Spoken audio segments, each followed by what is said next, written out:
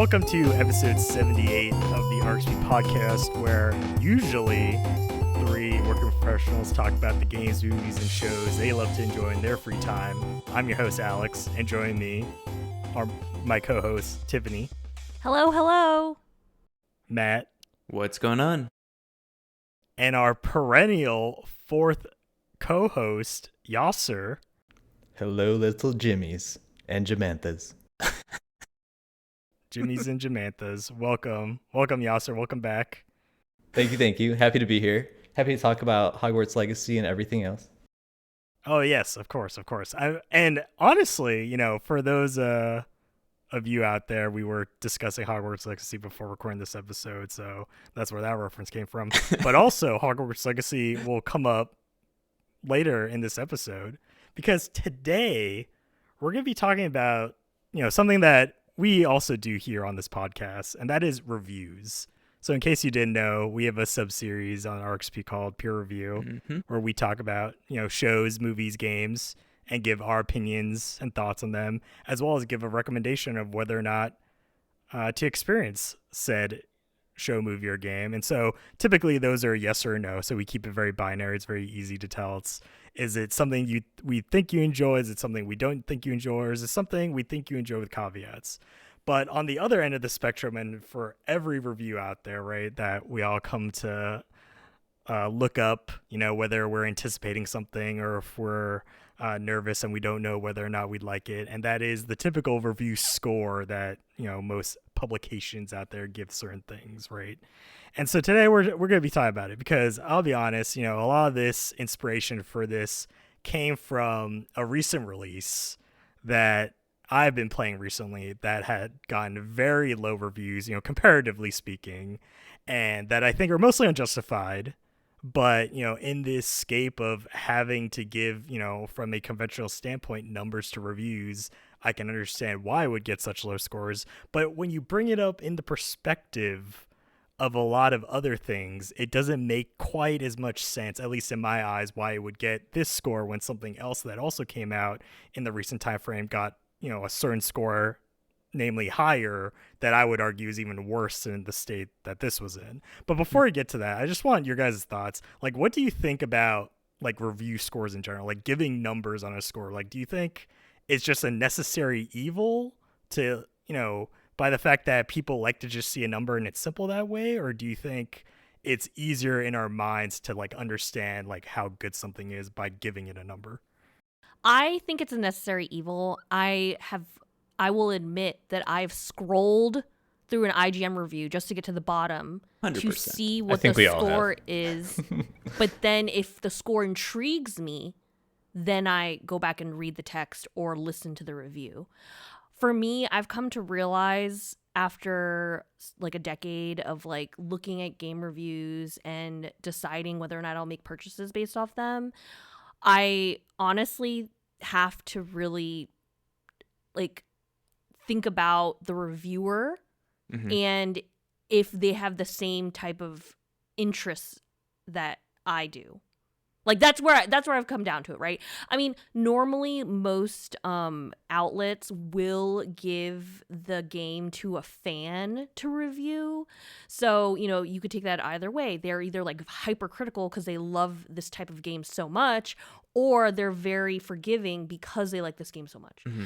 However, I have found at some of my favorite news outlets, I've found reviewers that I really do align similar interests with. And so when I see a score from them, I'm like, oh, okay, this is kind of on par with me. But for me, I like it as a quick and dirty, especially because a lot of the times these reviews come out in the morning when, on a weekday when I'm working. So a quick tweet, click on a link, scroll all the way down. Oh, it's an 8. Okay, I'll listen to that later and see why it's an 8. Or good, I pre-ordered that game anyway. Now I have something to look forward to. That's kind of where I stand on that. I feel like IGN maybe, 4 years ago, 5 years ago, something, they piloted not having review scores. They just nope, we're only going to just write a review. And you're going to have to read it to figure out what we want to say. And to me, I was like, that sucks because I hated it. Because for me, it's kind of like Tiffany.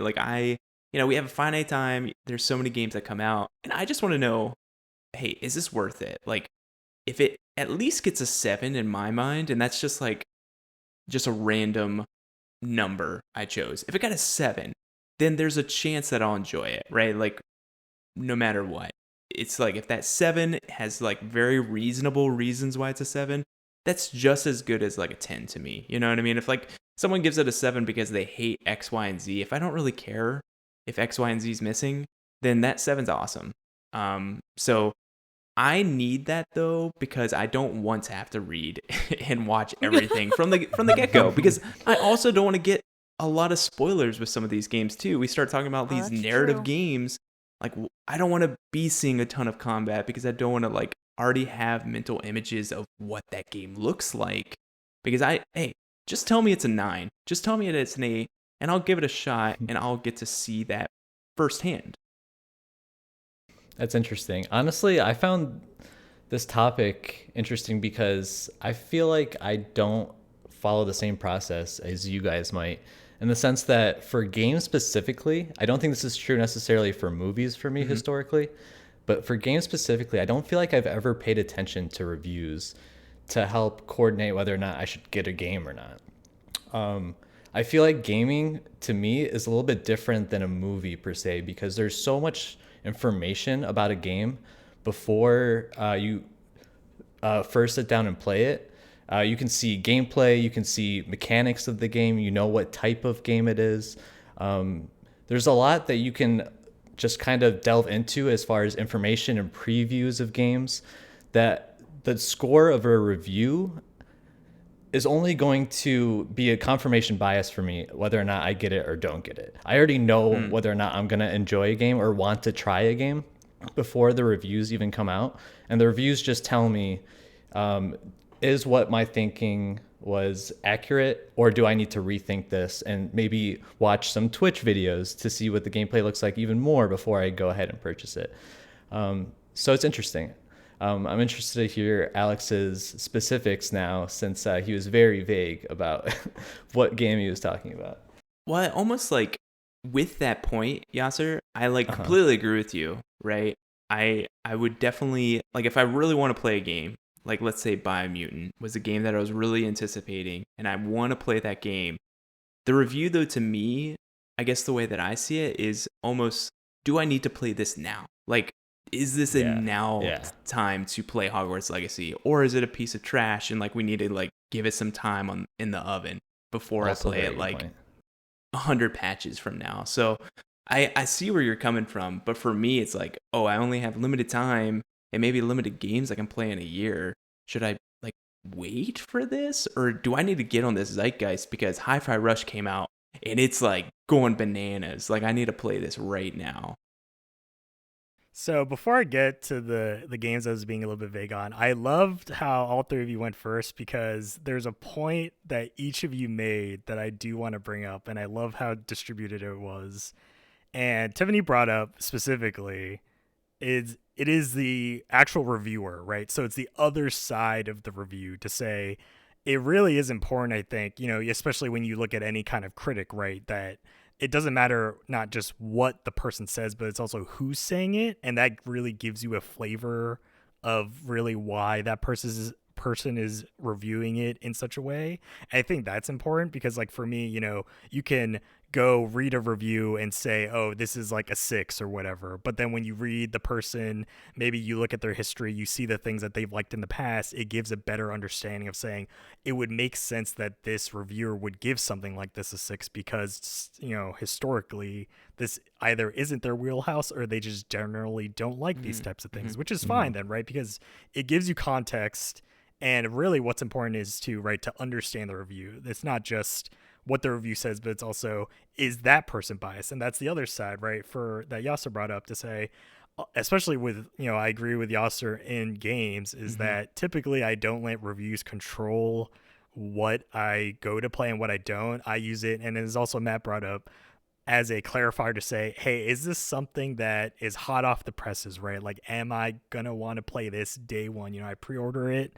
I'm getting it, you know, hopefully shipped day one because I still buy games physically like the old man that I am. And, you know, there's no pre-order, pre-download business for me. And am I going to enjoy this out the gate? Or is it something that, you know, can it be fixed by day one patches? Can it be fixed by, you know, day or month one patches even, right?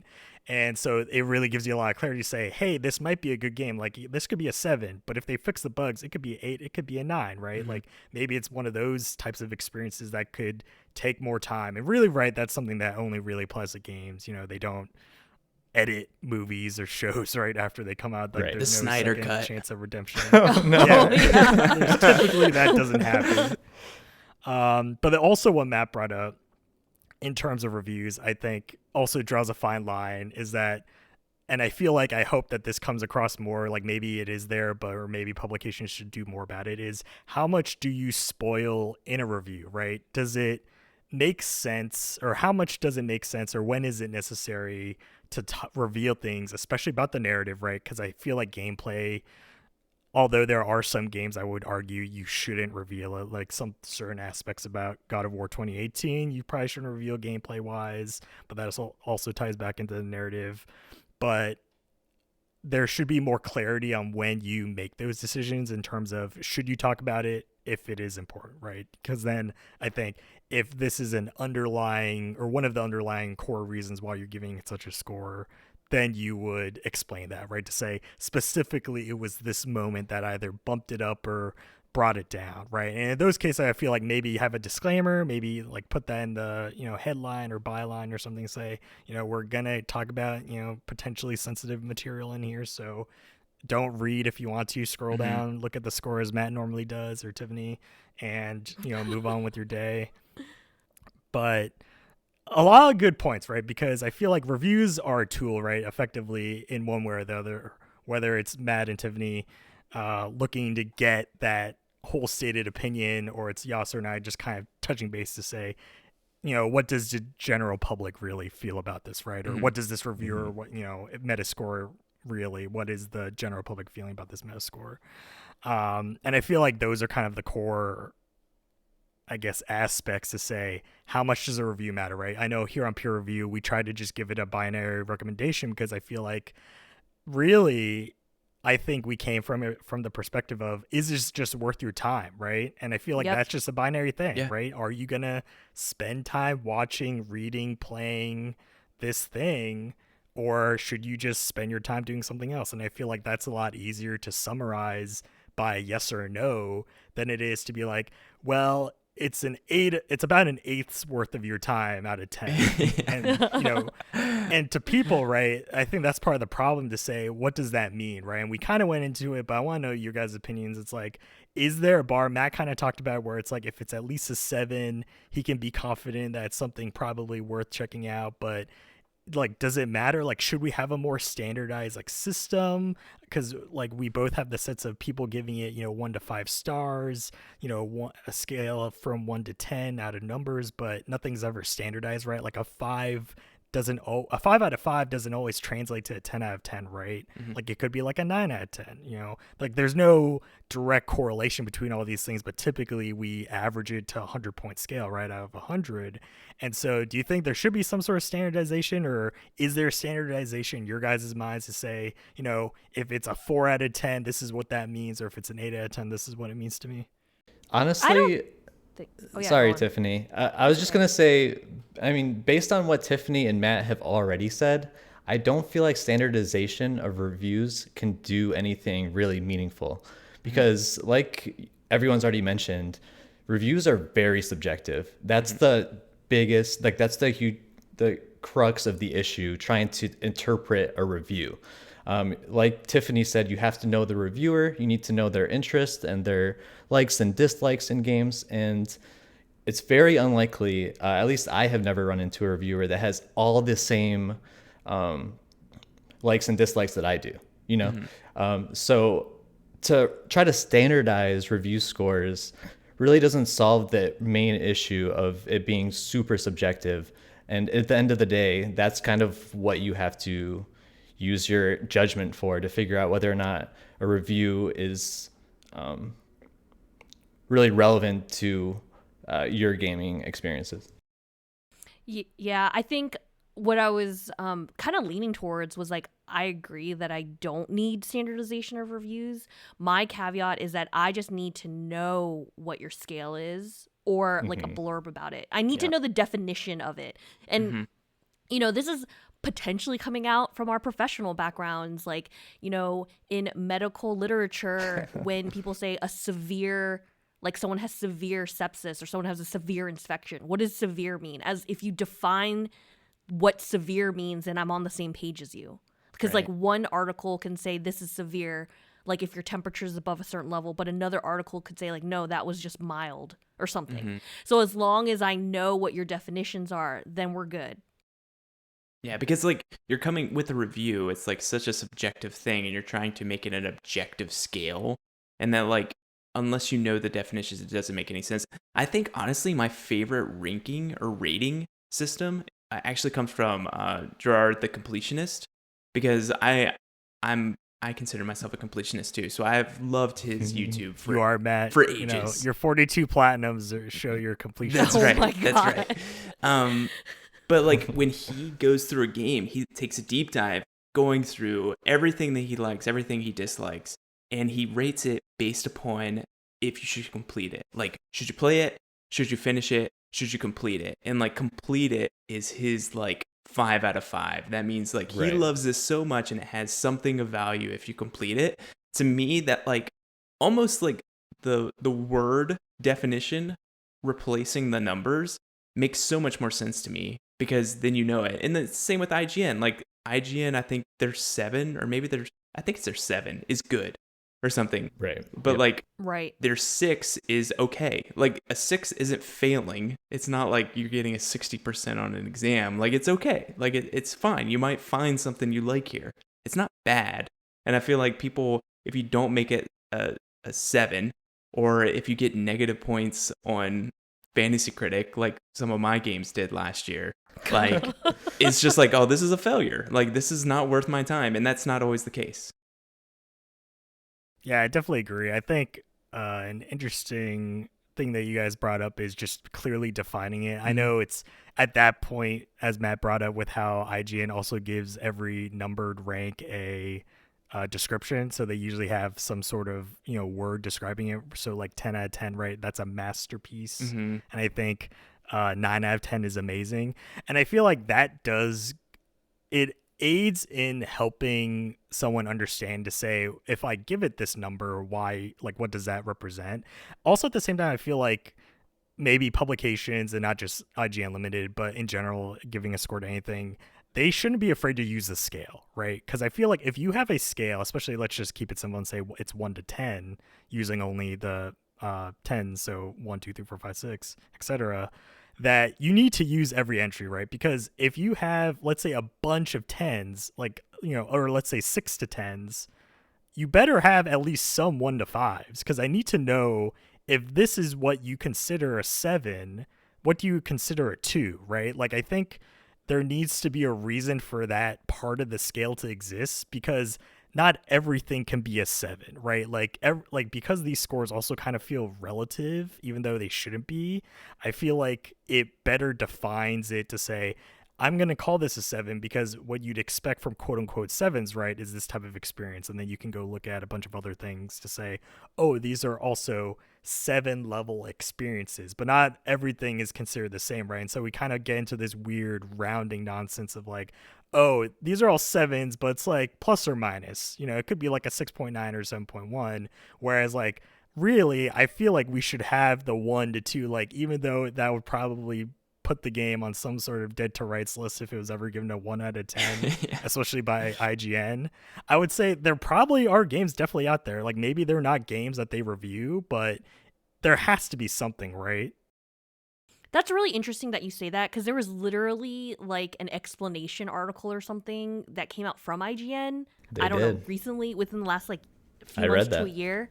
Yeah, like basically they said that, I mean, their added a lot because a lot of their reviews are like 7 and higher. And they pretty much kind of give a rational explanation in that they try not to waste their time on games that aren't gonna be at least good. And so, like, why would you pay someone to play a game that's not good and to write about how not good it is versus, like, you want to help, I guess, because they're technically a website. They want to promote and, get sponsorships with companies that, like, want to push the game. I mean, I'm not saying that they get paid to like give games a high score, but I'm sure the games that have a big budget behind it, that do put a lot of love and care into their games, that also do want to enter these partnerships, will have somewhat of at least of like a 6 level game at hand. Right. And to tag along to that, I mean, these websites are controlled by clicks and views, right? So if you're going to be reviewing a game that no one really wants to play and it's going to review poorly, that doesn't really do anything for IGN. It doesn't improve their bottom line at all.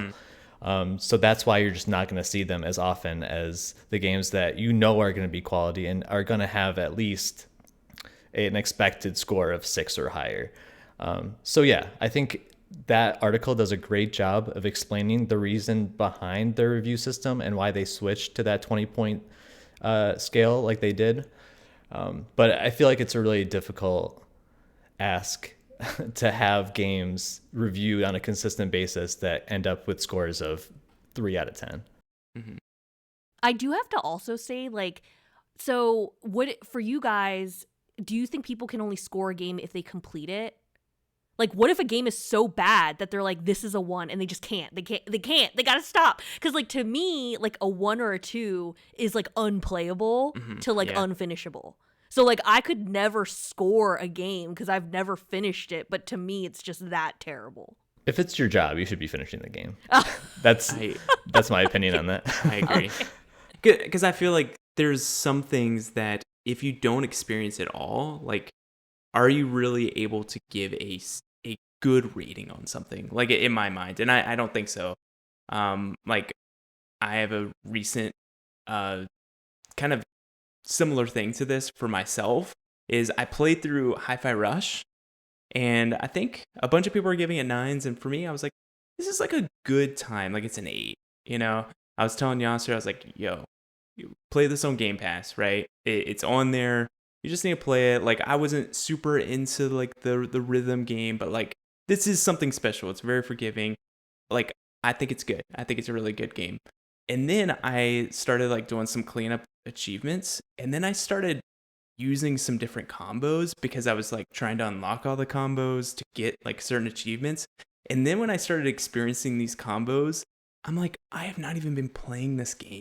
Like, I have literally not even playing this game. I finished the game again just for fun. Like, I'm not 100%ing it because I don't want to play the game 5 times, which it requires you to do that.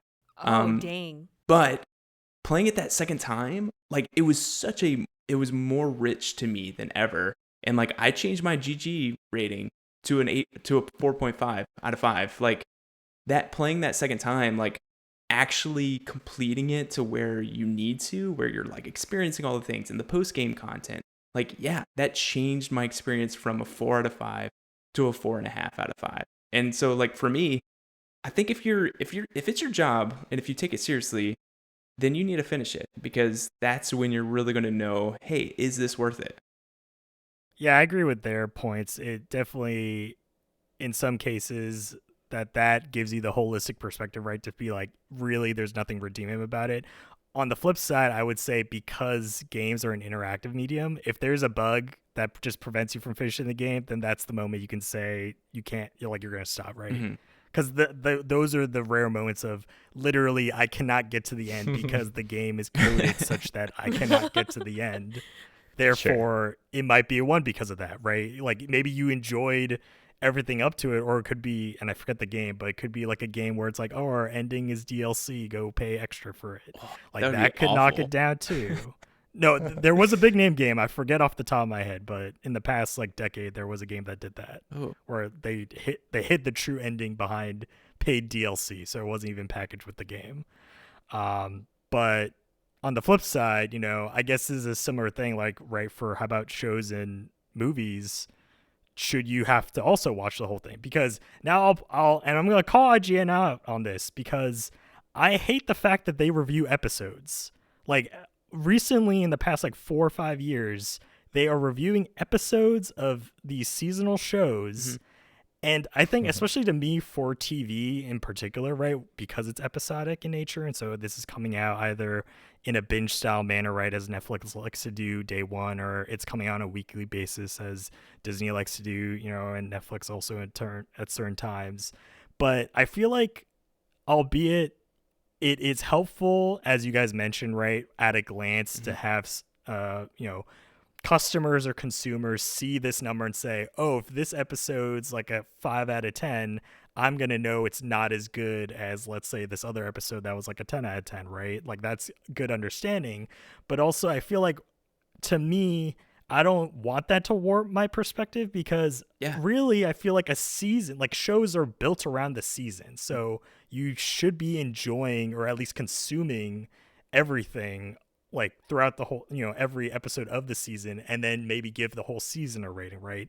And to me, that makes a lot more sense. I despise, like, this is my, I Oh my hate gosh. these episodic ratings, because it's so pointless. I Dear feel like IGN. like you mentioned, like, Stop it what is you're the doing. whole clickbaity, you know, customer, they're trying to make money. I understand that from a capitalist perspective. Yes, great, make as much money as you can. But it just feels wrong to, like, give these singular episodes a rating, because maybe this episode was not as good, but if you look at it in the perspective of the season, it was maybe important. Yeah. Still. I completely agree with you, because I've been noticing it a lot with The Last of Us. Like, I have tried my best not to see the tweets that they tweet out, because a lot of times I'm not going to be staying up. Like, I might watch it at 9, but a lot of times I'm like, it's a Sunday. I got, like, the Sunday scaries. I got to get to bed and, like, start planning my week. So I'm probably not going to do it. We're probably going to watch it on Monday night. But, like, am I on Twitter? Yes, I am on Twitter, and I'm seeing them put that score ever since the 3rd episode of The Last of Us, which was, like, severely impactful, right? Like, it is a heart-wrenching story, but because they told me it was a heart-wrenching story, I was already expecting it, and I feel like the response was blunted in my mind. But it wasn't because it wasn't impactful. Like, I completely agree it was impactful, but I do feel like some of that was robbed out of me, because it's that whole, like, it's just a spoiler. It's like a soft spoiler, which is like, hey, this is good. You should have higher expectations, and, like, that higher expectations definitely blunts the response. So now I try to avoid IGN at all cost, because, hey, at 8:55 or 8:50 or 9 o'clock Eastern time, they're going to be posting some stupid tweet with a 9 out of 10, because that's all these episodes are, is just straight 9s, because it's an awesome show. But yeah, just take some of it away. I'm with both of you guys. I don't like TV specific episode reviews, but at the same time, I feel like it goes back to the same issue I had with reviews in general, which is I already know that I like the show or I don't like the show. I don't need, if I'm watching the show currently, to know what the score was of the show, the episode that just came out tonight. I know I'm going to watch it. I'll have my own perspective once I watch it, and then it'll be fun.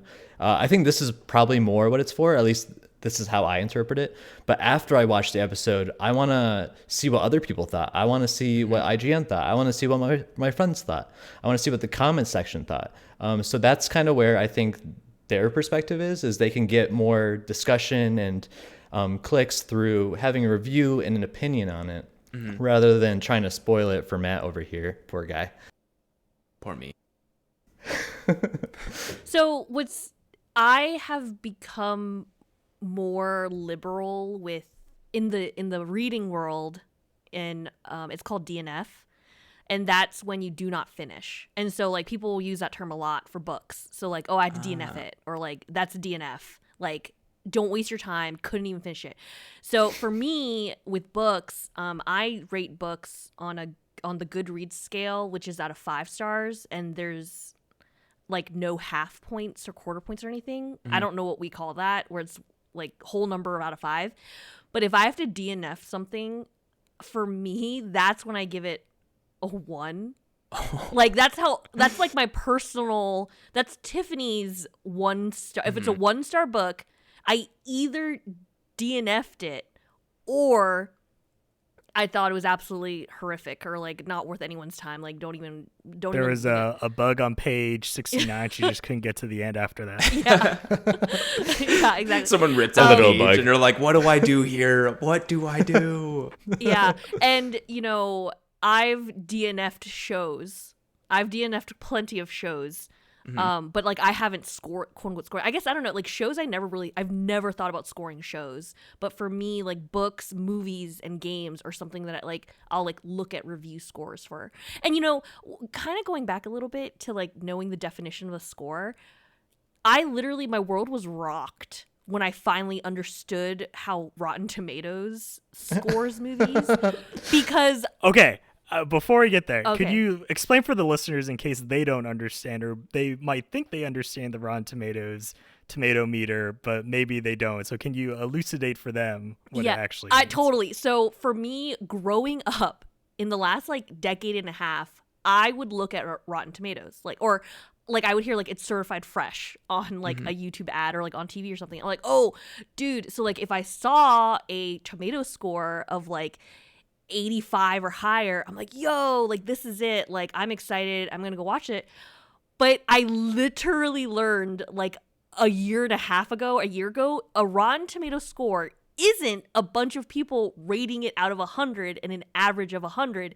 It's literally the percentage of critics who recommend it or do not recommend it. So which it's basically our podcast. Yeah. So we're suing Rotten Tomatoes tonight, guys. Tonight. But they do it on a 5-point scale, right? So recommend is at least 3 out of 5 stars for Rotten Tomatoes. So yeah, I mean, it's a different way to interpret it, but to me, I like the Rotten Tomatoes score a lot because it really gives you a good consensus of whether or not people like something. Not how good it actually is, but whether or not it's worth experiencing for yourself, and you figure out whether or not you give it an 8 out of 10 or a 6 out of 10. I mean, now that I know that it's literally a scale of how much someone likes it, like now I kind of understand it more. Yeah, sure. But before, I seriously thought that was like the rate of how good they thought it was. But it was like, no, like generally people really like it and they recommend it. And so now I'm like, oh, that's what that means. And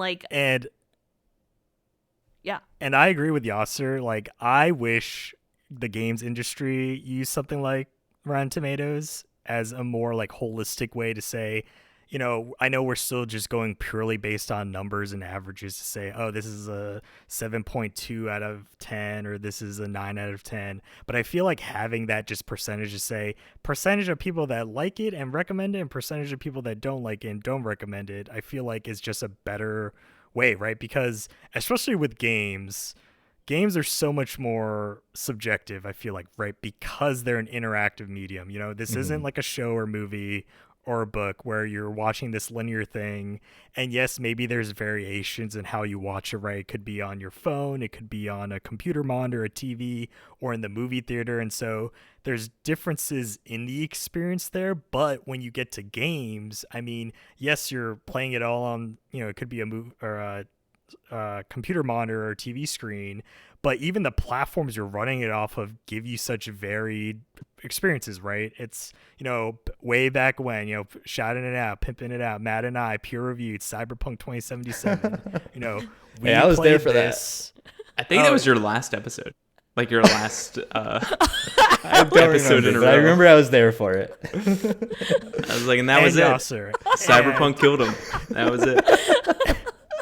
It really did kill him. We talked about it. I think we came across, or at least I came across, I remember, with the opinion that if you had a PC with high enough specs at the time, I would recommend it. Otherwise, do not play this game on consoles. I highly don't recommend it. And I feel like having that perspective really is better and more holistic, because at the end of the day, if you had me summarize it, I would probably say I don't recommend it, because in order to actually enjoy it, you needed a pretty decently high computer in terms of spec wise, to actually get enjoyment out of that game at the time of release when we played it, right? So obviously now, this is almost 3 years out since release. It's got several patches, updates. I don't know how much better it is. I haven't touched it since that peer review, but it is that thing where knowing where I'm coming from and even knowing that angle of experience really lends a better perspective to say, hey, I'm not recommending this because right now it's awful. Obviously things can change, right? Especially with games, right? As we mentioned before, things typically only get better with time. I've never heard of a game getting patched and it getting worse because they patched it. I feel like that's not the objective of the developers, to make a great game at launch and then to systematically over time degrade it such that it's unplayable. By the time Tiffany gets to it on her backlog, she can't even complete it because it's so bad. Yeah. I don't know. It's She's just like not playing it on release. It's just like it 2 wasn't pixels. An 8 out of 10. Yeah. One thing I really Exactly. appreciate about, just to back it up a little bit to Rotten Tomatoes, I like that they split it up between critics and audience score. Yes. Because sometimes, Yes. this is not everybody, but sometimes critics can be super pretentious and be like, oh, I don't like the physics of this water. And it's like, stop it. Stop it. Stop it. It was one puddle. Get over it. It's a fun game. Puddlegate? Oh, the infamous puddle game. Yeah. Like, to me, that, like, I wish more people did that. Like, I wish that was built in and baked into all these, like, big sites, because, yeah, they're going to review bomb some of these big things. Like, Xbox people are going to review bomb PlayStation stuff. PlayStation is going to review bomb Xbox stuff. Like, it might happen, but it would be nice just to see, because I do, like, if a movie I watched last night has a 33% on Rotten Tomatoes, did I look at that? No. It was a rom-com. It was fun. It was a fine time. But the audience had, like, such a higher tomato meter, and I would probably be recommending it. Like, I at least give it a 3 out of 5. Like, it was still fine.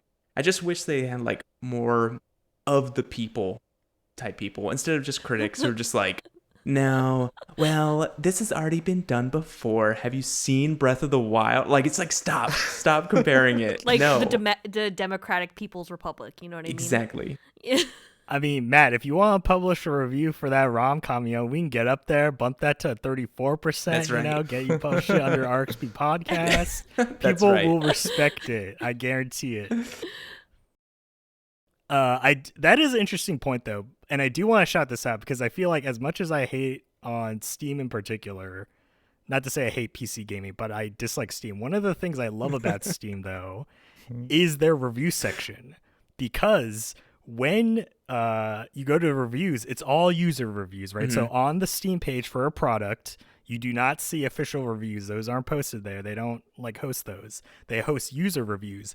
But what is interesting about the user reviews for these games, they actually show at the time that the user posted the review how long the user played the game for. That's And so really it'll good. say the user and then how many hours on log, right? Because Steam is always tracking that data. Say, you've played this game for 24 hours. You played this game for 0.7 hours, right?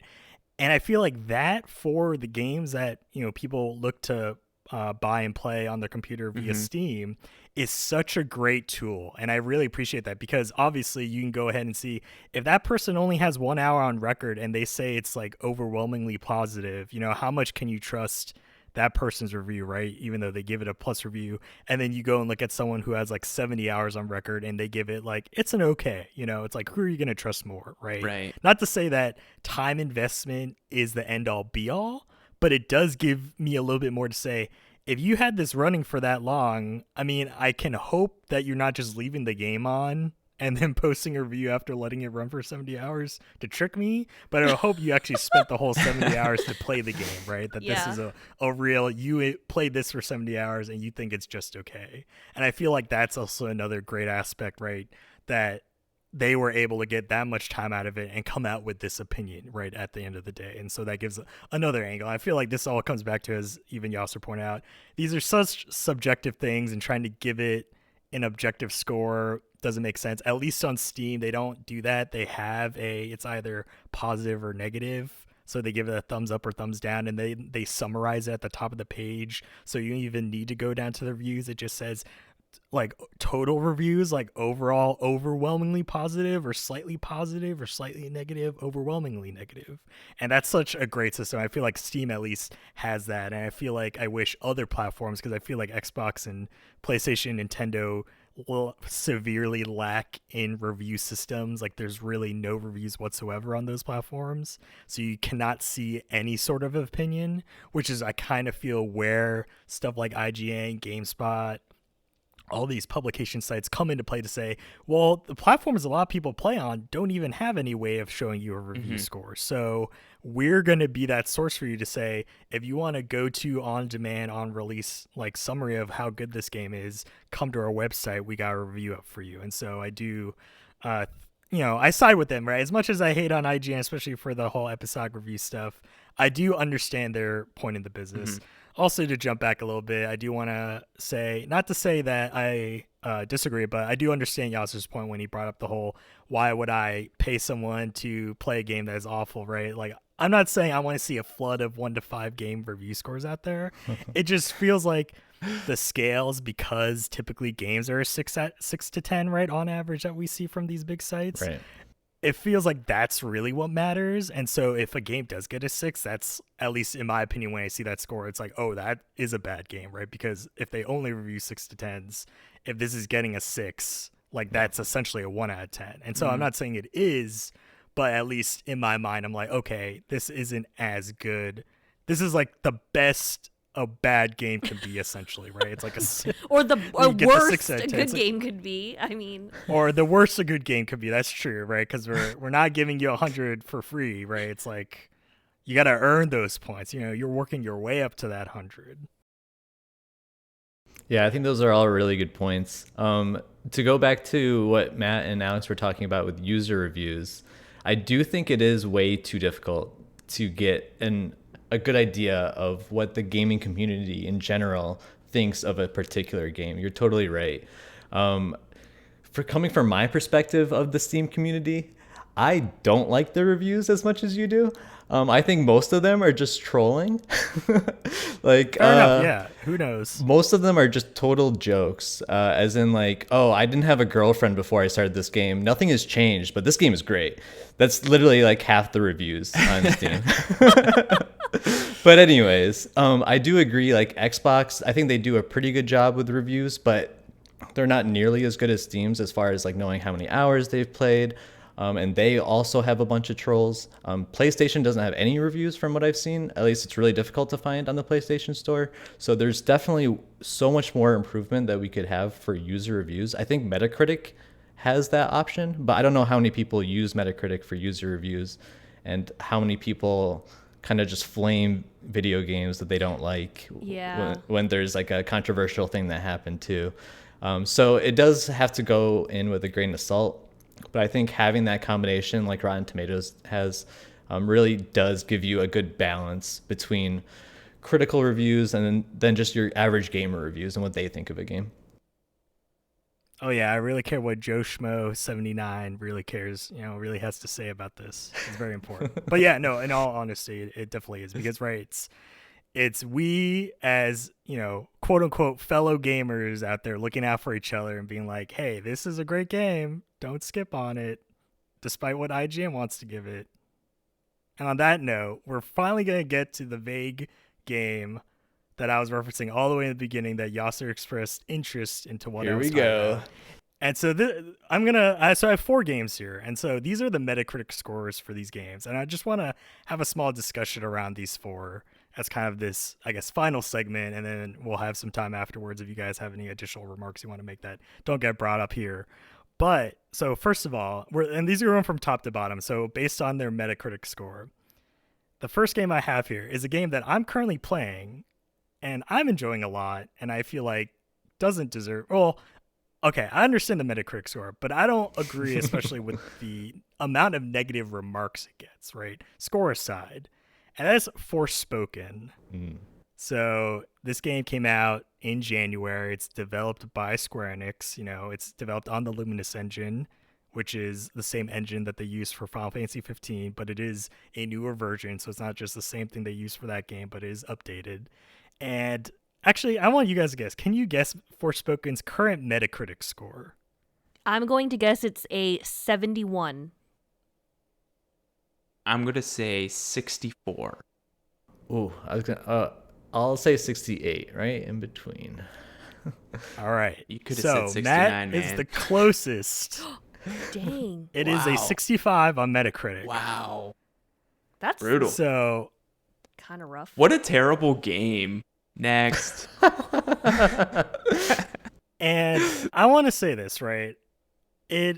Obviously, I think I'm the only person out of the four of us here that have played this game, so I'm really the only one that can have opinions on it because you guys haven't played it yet or at all. And I feel like I can understand why it's a 65. Now, the thing is, I feel a lot of the things people criticize it for can be remedied, and maybe that's the thing where it's something that can be remedied is why you give it such a low score. And I'm not saying via patches, right? It's not like, oh, give it a month and it'll be a better game. It's like it's something you can just handle by playing the game. And a lot of that comes from both how you play the game and also the accessibility. And I can understand these are things to say you can honestly criticize the game and give it a low score because you have to do these things. But I feel like if you play it like this, it gives you a better way of enjoying it. And the two things I'm talking about are, one, the accessibility options. A lot of people criticize the dialogue. There's specifically a option in accessibility for turning down and basically minimalizing the amount that the characters speak. And so they will only speak during cutscenes. It's like so grunts. if you hate the dialogue, you can turn it such that you only hear the cutscene dialogue. Interesting. That's Isn't that gaming. great? That's gaming. Isn't that a great option, I mean, though? it's You know what I'm saying? it's curating your play, so that's nice. Options. I'm just saying. Exactly. I'm just saying. When someone made that accessibility option, they knew. They knew at that moment. They're like, "This, everyone's gonna hate this." At least it's an option. That's all I'm saying. Like, I feel like that's the big thing, right? Because gaming is an interactive medium. I feel like a lot of it is the option of how you interact with it. So if you hate it, you can just turn it off. It'd be worse if you hate it and you can't turn it off, right? That's all I'm saying, right? Like that. Give me the option at least. Sure. Also, on top of that, a lot of people talk about how, quote unquote, the game might be boring to play. I feel like this game really is set up to enjoy once you have all the abilities. So part of the progression of the game is you beat story bosses and you unlock more magic spells.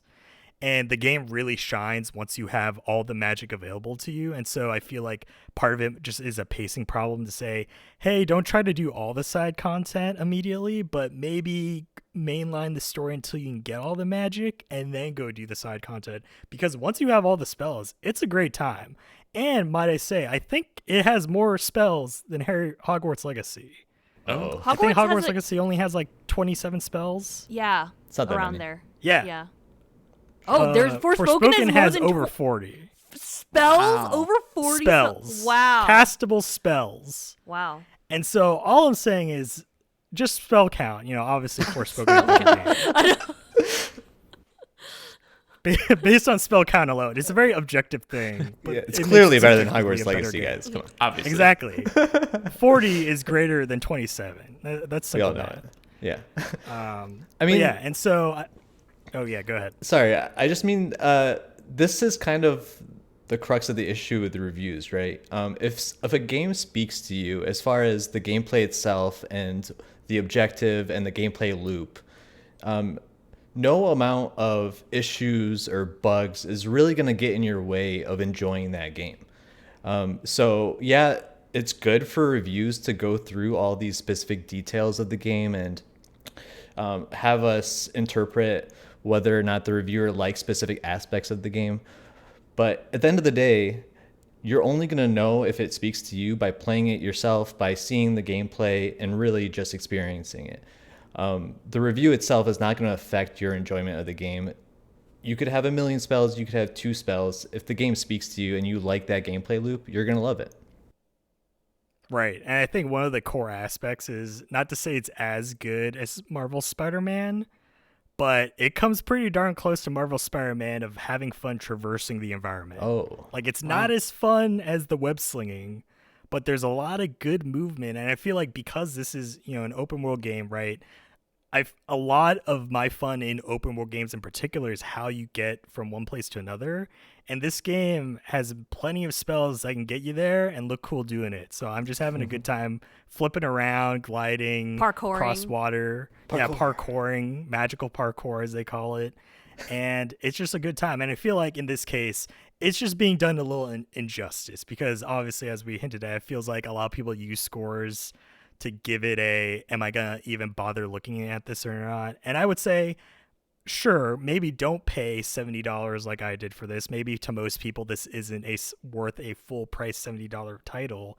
But I don't think its review scores are reflective to say you wouldn't have fun with this at all, right? It's like maybe this is a budget title for you. Maybe you can get it at $40, $30, $20, right? I think there's enough merit there, and I feel like that maybe also hinders it because obviously a lot of these things are reviewed at release.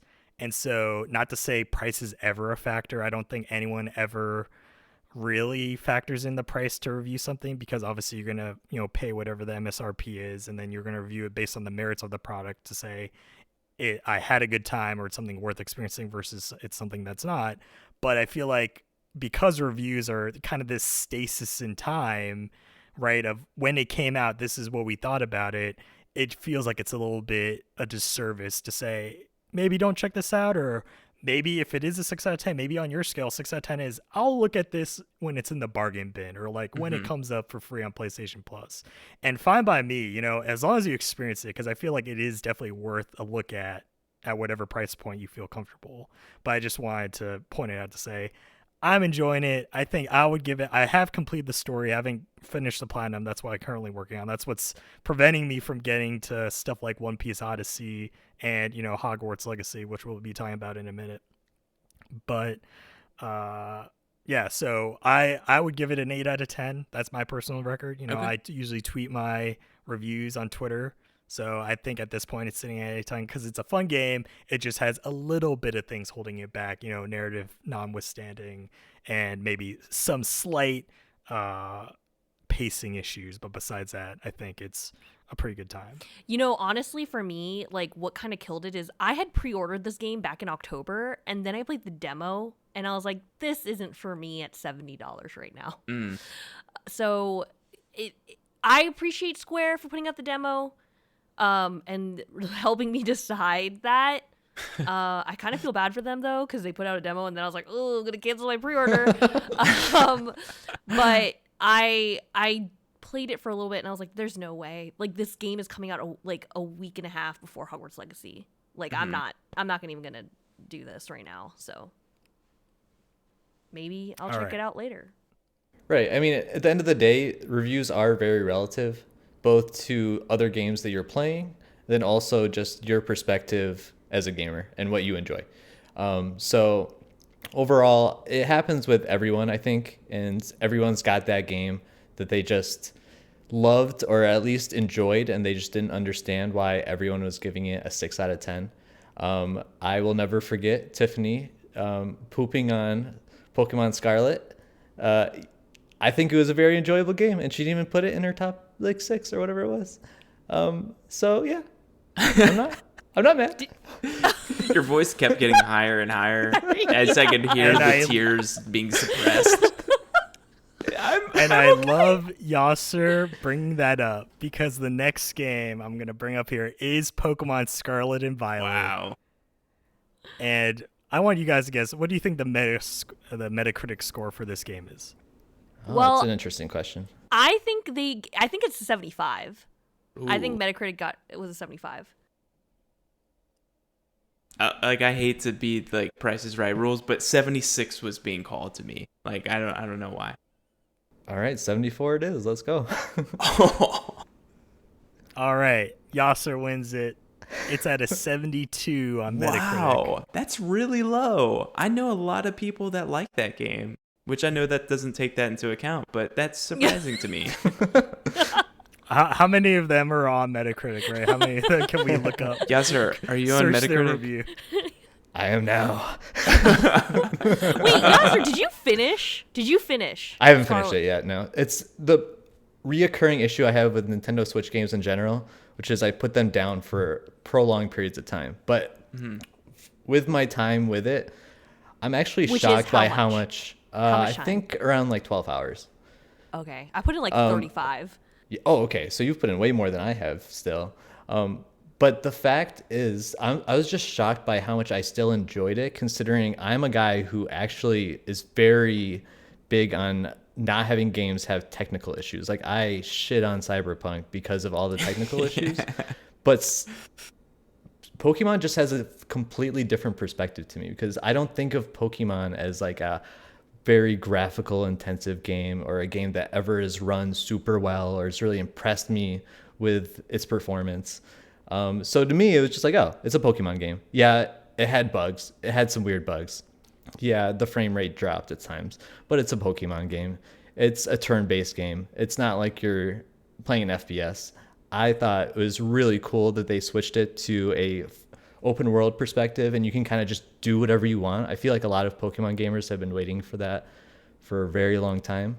And I just hope that they continue to kind of iterate on that process, because clearly it's not the refined product it should be for a Pokemon game. We deserve better.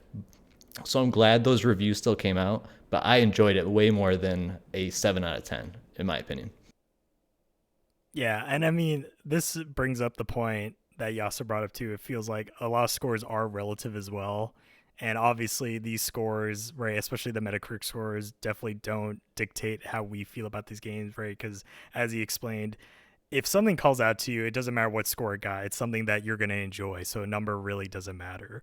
But just because it's relative, I feel like these scores should be swapped, right? Like, I feel like Forspoken should be at 72. Dang! And Pokemon Scarlet should be at 65. Dang. And because even though I agree that I agree with Yasser, I don't go to Pokemon for like cutting edge technology, right? Like, this isn't a Cyberpunk, this isn't a Crisis back in the day, this isn't, any cutting edge visual, graphical, performing game, but it is also the thing of what they attempted, I feel like, in terms of the amount of ambition, but also the product that came out of it at the end of the day isn't commensurate with my expectations of it just actually being at least a decently performing game, because I'm not too much of a stickler for performance either, but I feel like the fact that I've seen other games run much better on the Switch, and the fact that this barely even reached that, one of the main things being Breath of the Wild, that thing came out at launch and that's still one of the best looking games on the Switch,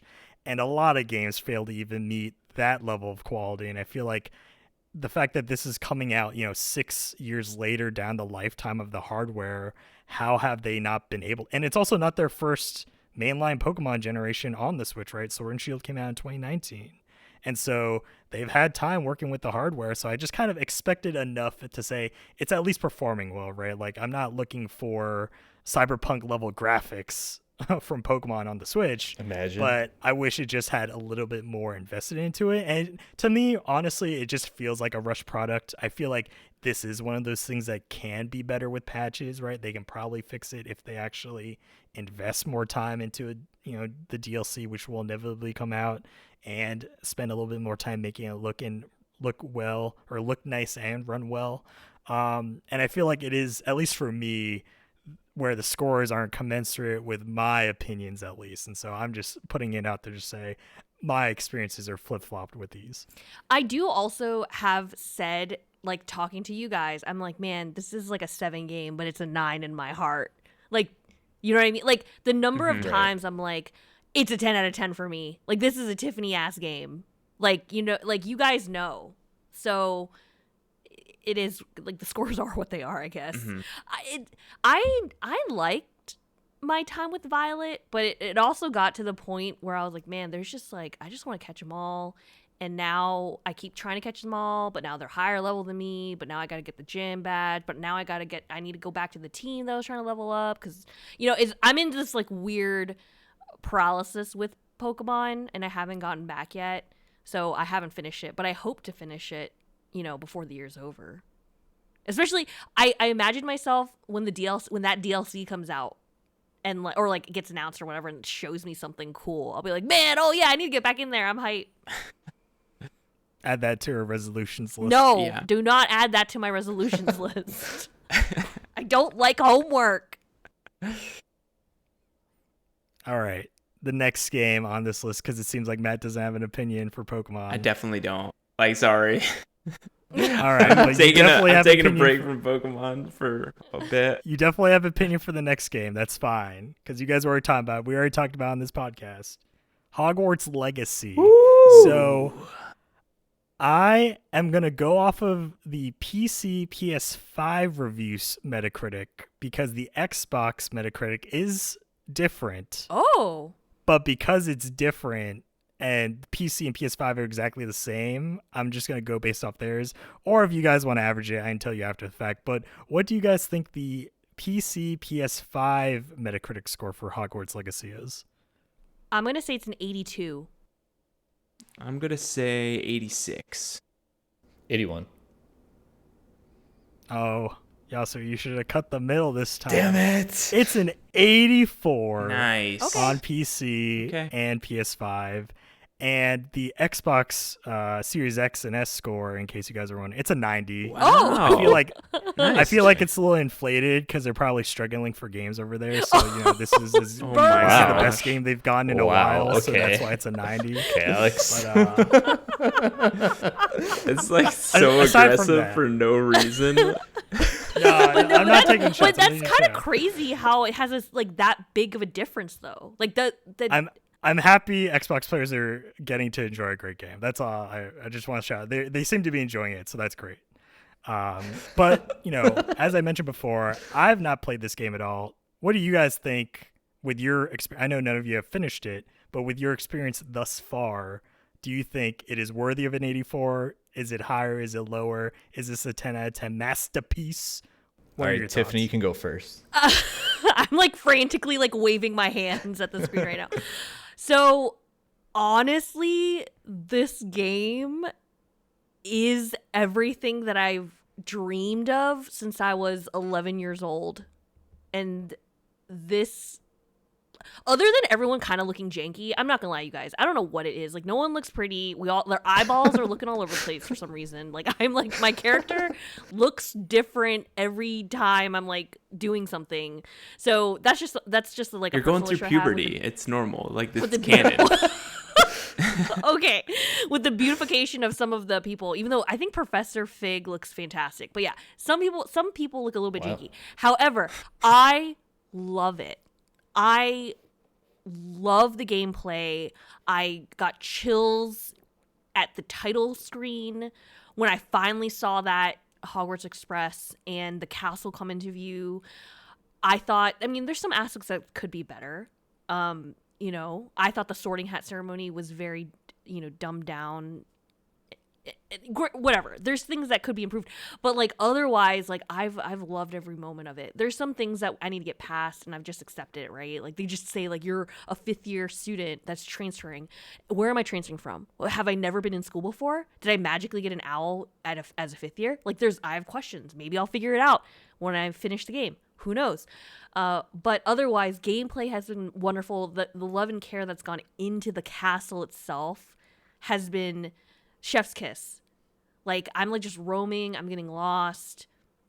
I literally like opened a door and I was like, where am I? And I like, because you guys, like in the movies and stuff, we've never seen the characters like go somewhere or actively go somewhere, right? So like I never really had perspective of like where the classrooms were in relation to each other, or in this. Well, we've always seen them cross that like central courtyard, going from like one like that stone, the bridge. Yes, area, that one bridge and everything, which called. that bridge is in the game, which is also amazing. Like I love that they've taken a lot from the movies, but like I'm literally like, oh, this classroom is like a stairwell below another classroom. Like I didn't know that. Or I straight up was like, where am I? And I just opened a door and I'm like, oh my god, this is the Defense Against the Dark Arts classroom. Like I literally like opened the door and saw it and knew immediately where I was. And everything has just been so wonderful.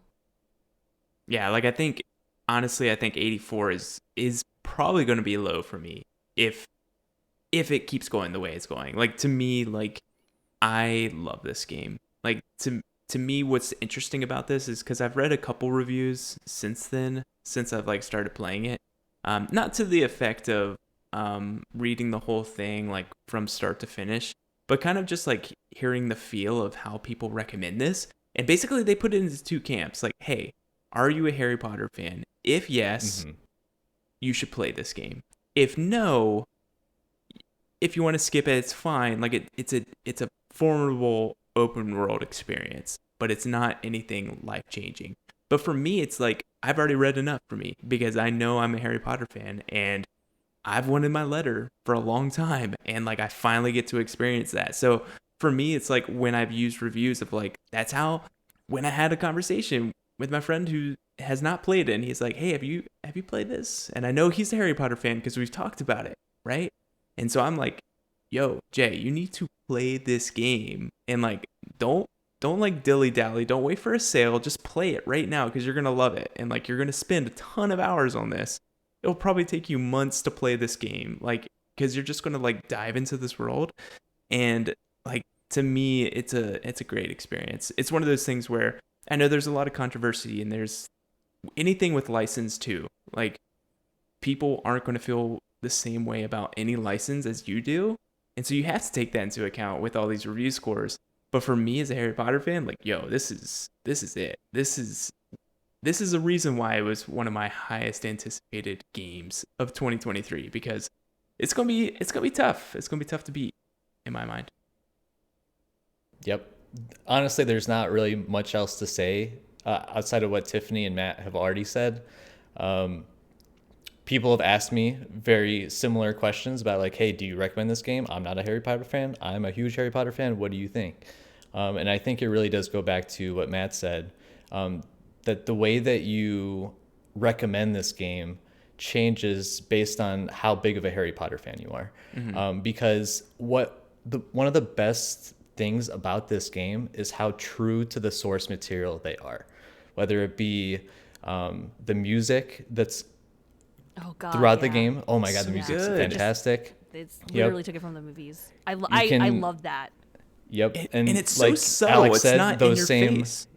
Yeah, and they also kind of like remixed it in a way. Like they're not just reusing the same music, right? Mm-hmm. They are you can feel it, like the same tones of that same track, but it's not the same, which I think is really, really amazing. And like Alex said, you have these corridors that you're aware of from the movies themselves, and they replicate those, but they also give you that additional context and perspective to show how they connect different parts of the castle, and you get to explore different parts that you've never seen in the movies. It's all just a dream come true for any Harry Potter fan, obviously. But those aren't the things that a non-Harry Potter fan is going to really acknowledge or appreciate as much as we would, right? And I do think there are a lot of missing parts as far as a video game is concerned, like a backstory, like Tiffany was saying. Like that backstory, if it's coming, I can't wait, but it might never come. And honestly, I won't mind because at its most simple form, it's just a recreation of a world that we just love, right? And the fact that they did it in this huge open world that you get to just explore endlessly and get to figure out things that you've always wondered about is just awesome. And it's hard for us to really review it in that context of not being a Harry Potter fan. I don't think it's our place to really recommend it to non-Harry Potter fans. You're gonna have to get that perspective from someone else. Mm-hmm. But from a Harry Potter fan perspective, it really is a dream come true, and it has so much awesome gameplay elements, and even like being 15, I feel like was kind of necessary because you don't want to have that huge prologue where you're learning these basic spells for like 5 hours, right? So it really speeds up the gameplay for what you really want to get out of the game. But yeah, coming from Alex's perspective, he might have completely different questions that we might not be able to answer from our perspectives. Alex, I saw you had a question, so I was he was just throwing that off to you. He was raising his hand. Yeah, I'm the if I can get around to it before I do a peer review, which will probably inevitably come for this podcast, I'll be the perspective of not necessarily being an anti-fan, but having experienced, read up to 5 of the books, the first 5, and watched every movie. Mm-hmm. I would say I'm okay with Harry Potter, but I'm not a fanatic like you guys are.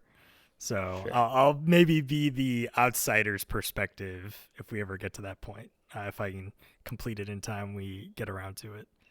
I mean, that's a pretty interesting interpretation of outsider's perspective. You've read 5 of them and watched all the movies. I mean, you're still somewhat of a Harry Potter fan at the very least, which is Well, I different than mean, from someone who hasn't experienced it at all.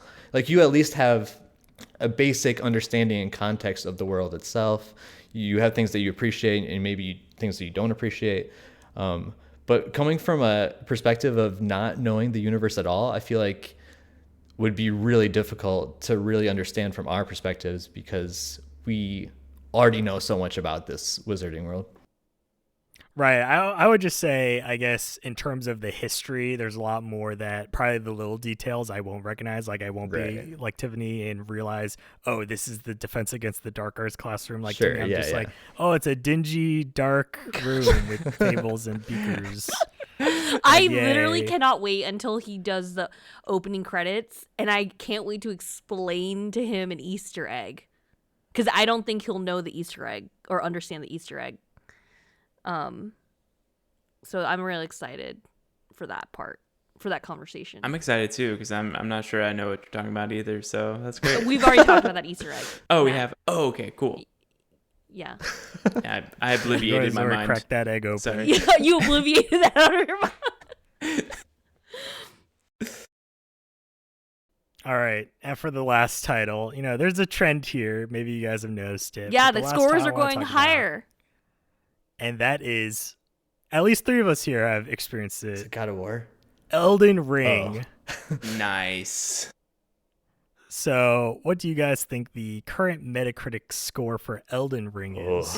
I'm going to say 96. Isn't it 96? I'm gonna say 94. All right, there's no way I'm splitting that down the middle. I'm going 93.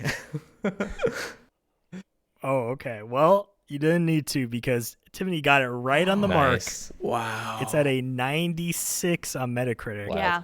I think I knew that, like, as an actual fact. It was, like, the highest scored game of last year or something. Mhm. Meanwhile, the highest scored game this year is Metroid Prime Remastered at a 95 because Oh my gosh. Metroid fans, including myself, if Hogwarts Legacy wasn't out right now, I'd be playing Metroid Prime Remasters on the Switch because No way! we're starving. Feed us, please. Someone feed us, please. Don't forget Metroid us. Prime 4 where? Where is it? We'll give you a Metro, 95. please. Yeah, it's crazy.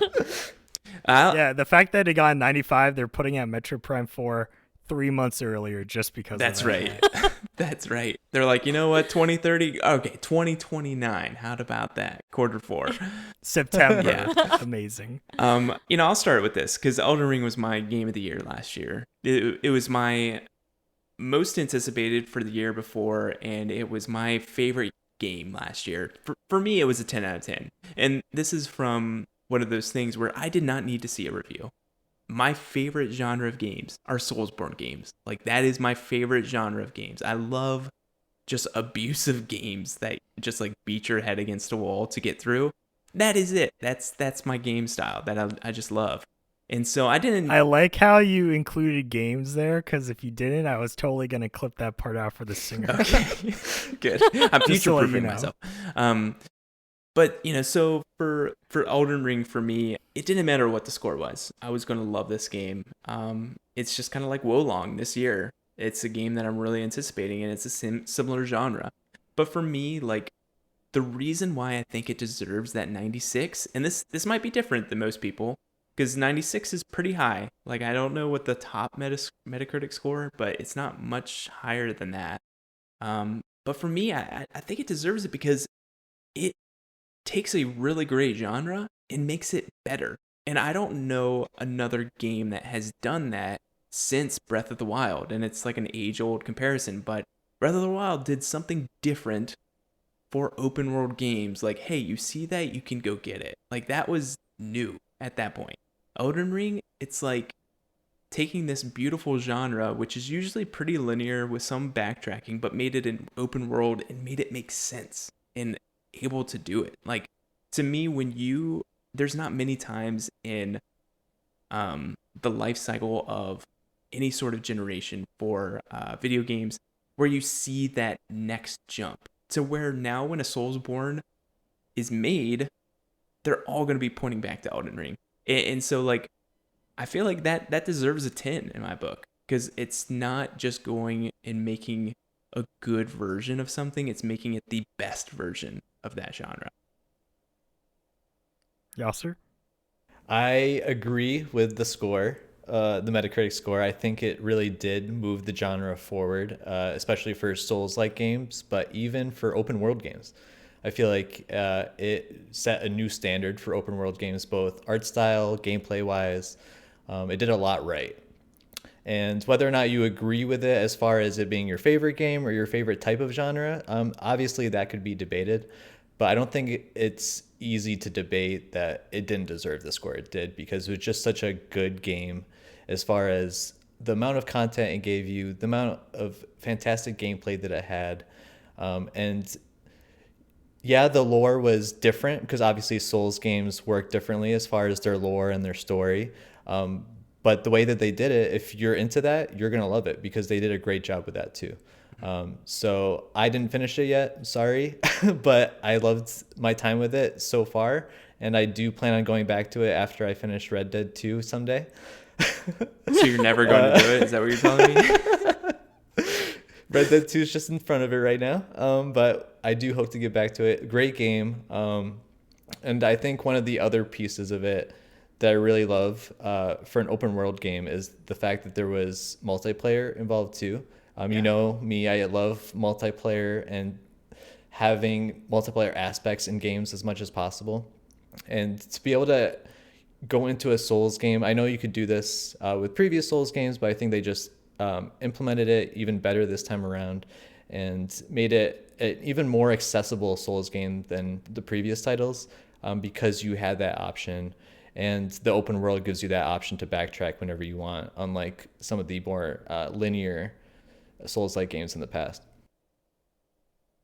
Yeah, and I think for me, this is probably the only score that we've brought up out of these 4 games that I agree with. You know, being the fact that I haven't played Hogwarts Legacy, so I have zero opinion on that. I have no stake on that score, but I agree with this being in 96. A lot of the points that Matt and Yasser brought up of saying this is a landmark title in terms of just open world games in general, right? Like a lot of how it designs its world, how you progress through the world, and just how you interact with the world is such a leap forward that, as Matt said, you know, games should use this as inspiration to say, okay, if this is how games can be, because right, From Software has made it, we need to improve from this point. So take this style, this design, and make it better, but also give it our own spin, right? Because as you also said, you know, it has its own way of telling its story. It has its own design quirks that maybe not a lot of people agree with, you know, me included. I'm not the biggest fan of how it tells its narrative, but I do or at least I can appreciate the gameplay, and I feel like that's really the hallmark, right? As Yasser mentioned, the multiplayer, I was there with Matt, you know, taking down the final boss and me slowly fading away as I was cheering him on to be like, you gotta get the last few hits in because I didn't have any more healing on me, so I passed away. And so I was just hoping over voice comms that he got through. But it's moments like that that also got me through the game because it was my first Soulsborne game. You know, I didn't play Demon Souls. I didn't play the Demon Souls remake. I didn't play Dark Souls 1 through 3. I didn't play Bloodborne. And so this was really my first attempt at the series, and the fact that, you know, me generally being, I guess, in a way, hesitant at tackling the franchise, knowing how, I guess, brutally honest you have to be in terms of being good enough, right? Like, this is one of those games where it is get good, otherwise you won't be able to progress. And being able to use the multiplayer as kind of a scouting tool, right? Because I use the tactic of going to a new zone, putting down my summoning sign, you know, someone fingers me, calls me into their world, and there's no repercussions when you're a visitor. So I can go in, I get all the souls for the enemies killed, and if I die, I just bring all those, or excuse me, echoes, they call them. So I bring all those echoes back with me to my world, and then I can use it to get stronger. And so it's a very low, you know, low risk of investment because I can get stronger while also learning the area. And so I really appreciate that aspect, and that's what helped get me through the game because it removed that level of fear to say, I don't know what's coming. do I want to run around with like 5 levels worth of experience on me that I can lose at any given moment? No, so I'm gonna go run into this stranger's world with reckless abandon, God. see where I can die, and then once I do die because I jump into that bottomless pit, bring everything back with me, and then tackle it on my own, and also at the same time maybe summoning some help to get me through the way. So definitely agree with this, and it was a good time, helping out Matt and Yasser. I don't know if you got it on Xbox, right? So Matt and I game share, and this game specifically, I thought was going to be a better title to play on PC, just because, like you said, you got to get good. And when I got to get good, I got to have the least input latency as possible. And so I was like, Okay. I dodged and I died. And I did that 10 times in a row. I was like, all right, I'm going to PC. I'm done. So I didn't end up playing with Matt. Unfortunate. I know we had very big ambitions to be the duo wizard group that we were going to be. Dumbledore and who are you going to be? I forget. Snape? I was Snape, yeah. Yeah. I still Never was. happened, I was Severus, man. Severus was there.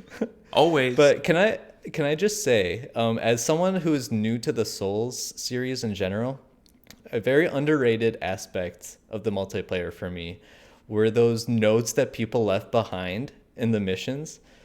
Usually they were just funny, like Yes, butthole. dog. Yes. Yeah. But sometimes they actually had really good insights about like how not to die in 5 seconds. Yeah. And so I thought that was a really cool aspect to kind of engage with the rest of the community while you're playing solo even. Right. Definitely the Soulsborne is a community experience. You want those finger butthole or in front of the turtle pope dog? Question mark? I liked The every dog single one here? of those. I Me upvoted too. every single one of those. Are those in-game notes? They Or sure like are. other people leave them? Yeah, they appear as like magical inscriptions in the world that players leave, and then you can click on them to read them while you're standing over them. I'll tell you Okay. what. And so Playing. as Yasser was mentioning, a lot of people use it to warn you of certain Mm-hmm. things, typically to say, watch, ahead, watch left, or something like that. Because I put that in the tutorial area. There was a ambush on the left, and so right before it, I just put one that said left, and it's got like thousands of likes. But every time someone likes it, you get full HP and MP. So like constantly as I play Oh. it, especially when it was starting to go and like people were just like learning how to rate, I would like get constant ratings just because I was like left, and then they would know like something is going to happen from the left. Literally did the bare minimum. No, the bare minimum was just me walking by and be like, good luck, everybody. Great You game. didn't say finger left. That's that, true. That would have been the truth. That's true. Butthole. All right. Yeah, butthole. All right. Do you guys have any additional remarks you want to make? Any last second thoughts about reviews? No? Okay. I guess the review is, this is a case closed. All right. With that brings us to the end of episode 78. If you guys have a review of this episode of the podcast, leave it down and comment below on YouTube or on the podcast service of your choice in case there is a review system there. If you like the episode, please give us a positive review. If you don't want to leave a comment in either of those places, you can tweet at us at RXP_podcast or write into our email, rxp.podcast@gmail.com. Only positive thoughts, please. Now you can give us negative thoughts too. Maybe you don't think Elden Ring is a 96. Write in. You can get some angry replies from Matt about how he disagrees with your opinion. All caps. One of the goats. Exactly. Shout out to Grandmaster Doug for our music. And until next time, take care.